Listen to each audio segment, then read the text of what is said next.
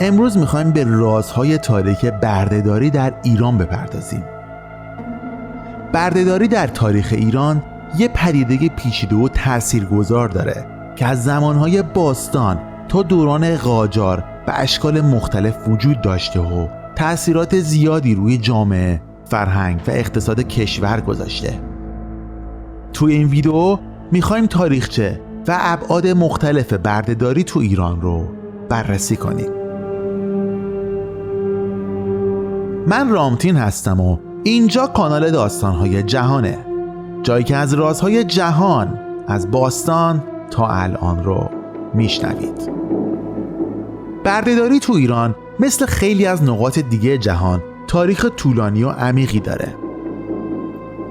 این سیستم از دوران باستان تا دوره‌های اسلامی به اشکال مختلف وجود داشته و به زندگی اجتماعی، فرهنگی و اقتصادی مردم تأثیر زیادی گذاشته.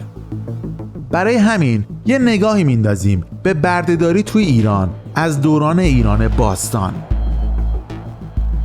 تو دوران هخامنشیان بردهداری به اندازه‌ای که توی خیلی جاهای دیگه رواج داشته گسترده نبود.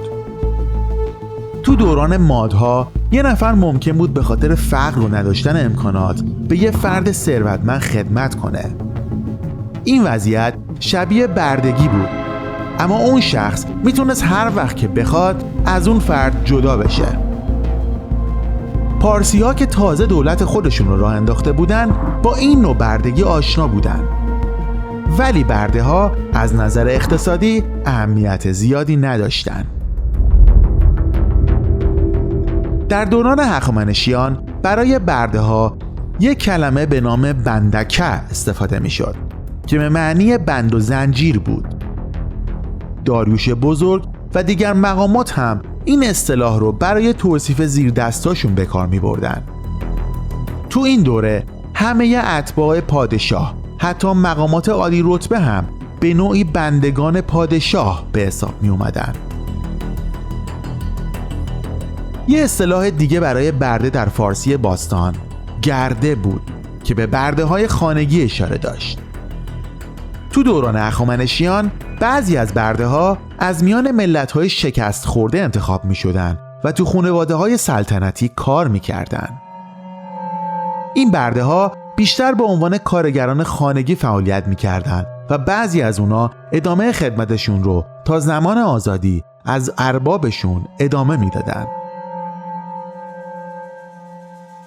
در دوره ساسانی واژه وردگ به معنای برده یا اسیر برای اولین بار در سنگ نوشته های ساسانی قرن سوم به کار رفته. واژه ورداز هم اصطلاحی بود که در سنگ نوشته شاپور یکم بر دیوار کعبه زرتشت مشاهده می شد.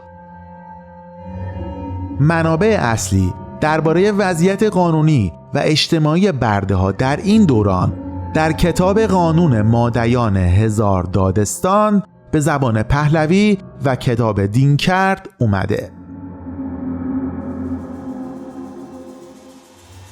بریم به دوران ساسانی. در این دوران برده ها غنیمت جنگی بودن. مثلا اگر کسی توی جنگ اسیر میشد، برده میشد. برده ها در اون زمان میتونستن به صورت مشترک مالکیت بشن یا به مدت معین به شخص دیگه‌ای تعلق بگیرن. قوانین ساسانی به برده ها بعضی حقوق رو میداد، مثل امکان آزادی از طریق حکم قانونی. اما اگر برده‌ای به سمت دین زرتشتی میرفت، میتونست آزاد بشه و حتی به عنوان رعیت شاه شاهان شناخته بشه. در دوره‌های ایلخانیان، تیموریان، صفویه و زندیه اصطلاحات مختلفی برای برده ها استفاده می شد. برای مردها از غلام و زرخرید و برای زنان از کنیز یا کنیزک و برای بردگان سیاه از کاکا سیاه استفاده می کردند. تو این دوره ها بردگیری به روش های مختلفی مثل جنگ، شبیخون و خرید از هند و آفریقا انجام می شد. برده ها هم در مشاغل مختلف مثل امور خانگی و نظامی به کار می رفتن. بریم به دوران اسلامی. در دوران اسلامی بردهداری همچنان ادامه داشت و برده ها به 3 نوع تقسیم می شدند: کشاورزی و صنعتی، خانگی و نظامی. بردگان کشاورزی توی مزارع نیشکر و برنج کار می کردن. از قرن 3 هجری به بعد نوع جدیدی از بردهداری به نام بردهداری نظامی رایج شد. این برده ها معمولاً از مناطق ترکنشین به ایران می اومدن و در ارتش‌ها و دربارها کار می کردن. بردگان ترک به خاطر توانایی‌های نظامی و وفاداریشون خیلی مورد توجه بودند و بعضی از اونا هم به مقام‌های بالای سیاسی رسیدند.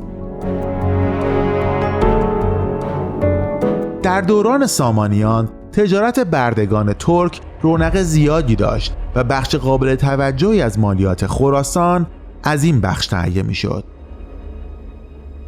نرخ بردگان ترک هم گاهی به مبلغ‌های بالایی می‌رسید. همچنین در شمال غربی ایران و قفقاز بردگان از اقوام مختلف مثل ترکان و قفقازی‌ها وارد ایران می‌شدند. اما بریم به دوران قاجار. در دوران قاجار بردهداری به یک تجارت بین‌المللی تبدیل شد و ایرانی‌ها این تجارت رو با کشورهای دیگه می‌کردند. بردگان سیاه که از طریق حج از مکه خریداری یا از طریق خلیج فارس وارد می‌شدند به 3 گروه بمبئی، نوبئی و حبشی تقسیم می‌شدند.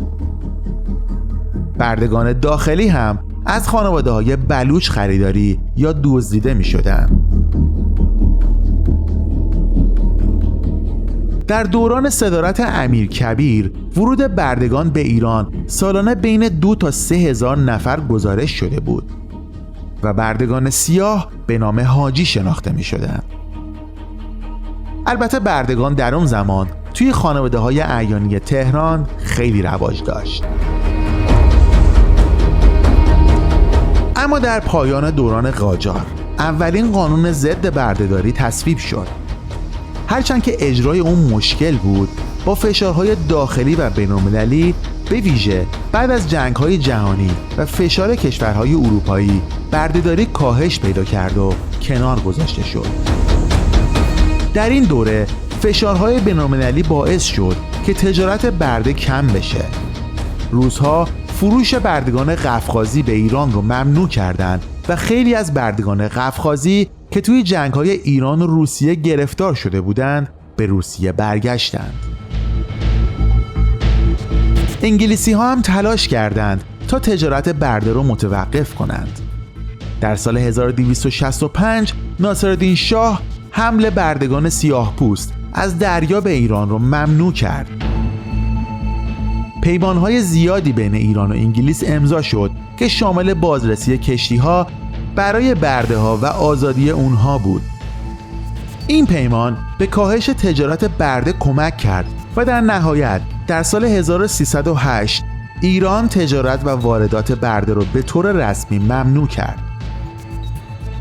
در سال 1328 این تجارت به طور کامل متوقف شد و با پیوستن ایران به کنوانسیون‌های جهانی و تصویب قوانین جدید بردهداری به طور کامل از بین رفت و تغییرات زیادی توی ساختار اجتماعی و اقتصادی کشور به وجود اومد.